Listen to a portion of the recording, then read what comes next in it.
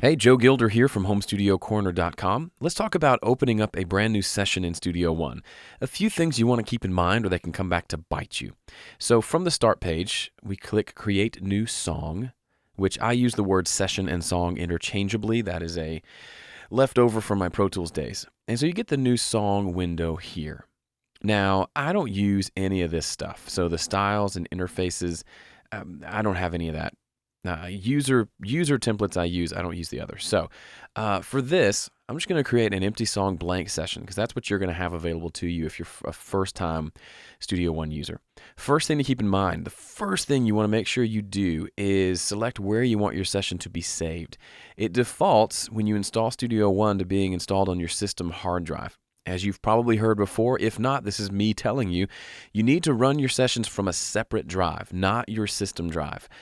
For most computers, that means running it from some sort of a external FireWire or USB hard drive, okay?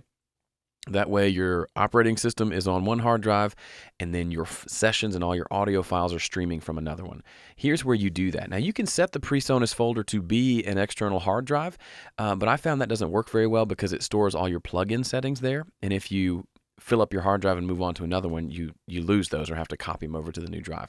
So I just have it. It's a little annoying, but my PreSonus Studio One folder is on my computer, and then I just click on this to select the right hard drive. So I've got a couple of FireWire drives here. We'll select this one, hit enter, change the name. This will be S1 Video Session. And here we're going to select sample rate. I do everything at 44.1. You can do what you want. 24-bit, better than 16-bit. 32-bit, there's not a lot of interfaces that'll do 32-bit. And then time-based. Are you going to record to a click? Some sort of a metronome? Are you doing any sort of loop-based production or just a basic full band album where everyone's going to be playing along to a click track? Chances are yes.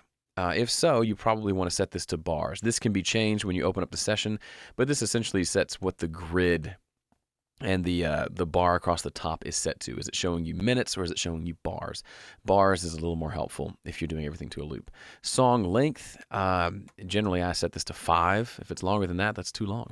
I'm kidding, you can have long songs.